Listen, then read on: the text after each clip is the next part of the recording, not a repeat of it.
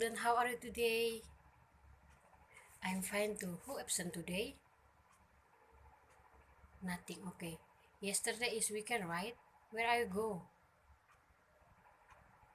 Swimming, beach, uncle house. Okay. From ma'am explained just now. Anybody know what we learned today? Okay. Today we learn about recount text. Anybody know what is a recount text? Okay. Recount text is one type of the text in English learning that has a function to reveal even to expense that occurred in the past. This text and or entertain reader who reads this paper.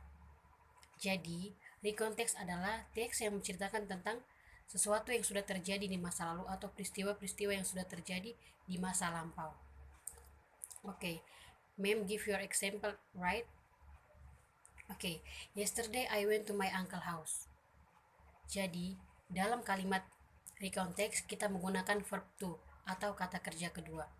Contohnya seperti yang mem sudah katakan tadi. Yesterday I went to my uncle house. Yesterday itu adalah kalimat yang menjelaskan bahwa kalimat ini sudah berlalu atau sudah lampau. Yesterday adalah kemarin. Dan di sini juga kita menggunakan verb to yaitu when. When yang kata kerja pertamanya adalah go. Sampai sini sudah mengerti semua anak-anak? Belum, oke? Okay? Ma'am give a second example. 2 months ago, my mother bought me a bicycle. Jadi, 2 months adalah kata yang sudah berlalu atau 2 bulan yang lalu. Dan di sini dia menggunakan kata kerja kedua itu bought, yakni kata kerja pertamanya adalah buy. Sampai sini sudah mengerti semua anak-anak? Oke, next. Types of recount text. Jadi, types of recount text to have 3 types. Number 1, personal recount. Number 2, factual recount. Number 3 is imaginative recount. Okay. Personal recount is a recount text that serves to tell about another personal experience. Jadi, personal recount itu adalah teks yang menceritakan tentang pengalaman pribadi seseorang yang ia tuliskan. Oke. Yang kedua adalah factual recount. Factual recount is a recount text that serves to present report of event actually happen, such as scans, experiment, reports of police record. Jadi, di factual record ini adalah teks yang menceritakan tentang peristiwa-peristiwa yang benar-benar terjadi, yakni kepolisian yang menceritakan peristiwa ini atau pihak polisi yang menjelaskan tentang peristiwa-peristiwa yang terjadi. Okay, next is imaginative recount. Imaginative recount is type recount text that serves to present an imaginative story, narrate down event or event that have occurred. Jadi, di imaginative recount ini dia menjelaskan bahwa teks imaginatif ini adalah teks yang menceritakan tentang imajinasi seseorang yang ia tuliskan atau ia cantumkan. Oke, sampai sini sudah mengerti semua anak-anak? Any question anak-anak? Oke. Next. Recount text have a structure. Recount text have a 3 structure. Number 1 is orientation. Number 2 is event. Number 3 is reorientation. Okay. The structure recount text in making recount text. There is a structure that must be followed when writing this type of text. The recount text structure is divided into 3 parts. Okay. Number 1 is orientation. Orientation is this first take.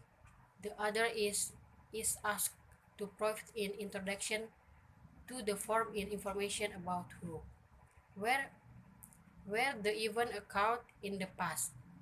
In this section, the author is expected to give the reader the information need to understand the whole text. Jadi, di orientation ini, ia menjelaskan bahwa di orientation ini adalah pembukaan atau awal dari cerita. Jadi contohnya seperti begini. Hari Minggu kemarin aku dan ibu pergi berlibur ke pantai.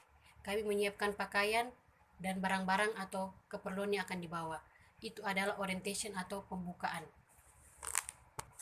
Dan yang kedua adalah event. Even the second state, the writer can convey or fail the event or even this account.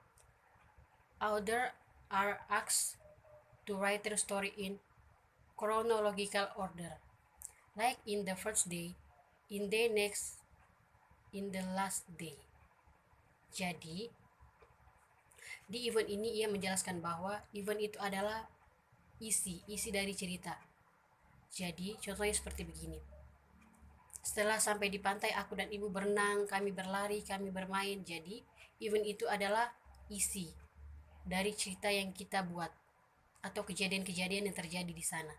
Okay, the last is reorientation.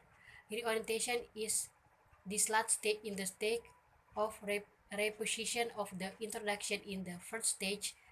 The reposition encapsulates all the events told.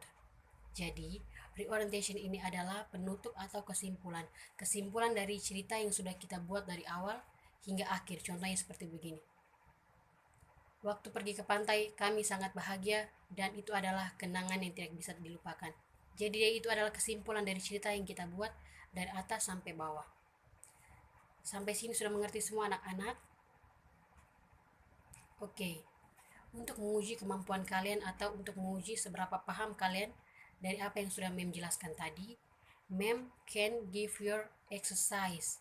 Mem akan memberikan kalian latihan. Mem give your 5 minutes to work. Oke, jadi di cerita ini Mem akan menyuruh kalian menentukan mana orientationnya, mana event, dan mana reorientationnya. Dan jangan lupa di garis bawahi kata kerja kedua yang seperti Mem sudah jelaskan tadi ya anak-anak.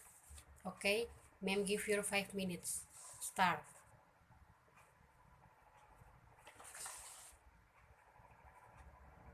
Oke. Sekarang pekerjaannya sudah dikumpul ke Mem ya anak-anak. Oke. Jadi mungkin kalian sudah sampai sini, kalian sudah memahami semua yang anak-anak. Oke. Untuk memberi penguatan, types of recount ada berapa? 3. Apa saja? Personal recount, factual recount, and imaginative recount. Oke. Structure of recount text ada berapa? 3 juga. Apa saja?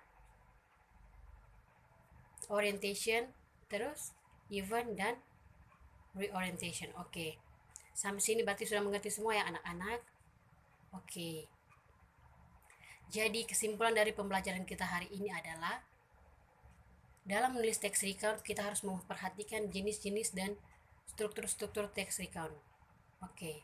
Jadi sebelum Mem menutup pembelajaran kita hari ini, Mem akan memberikan kalian tugas rumah atau homework. Jadi, di tugas rumah ini, Mem akan menyuruh kalian membuat pengalaman pribadi kalian sendiri.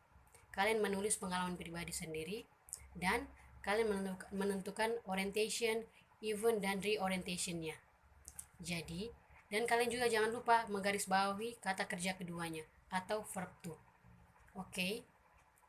Sampai sini saja pembelajaran kita hari ini anak-anak. Thanks for your attention. Good luck. Bye-bye.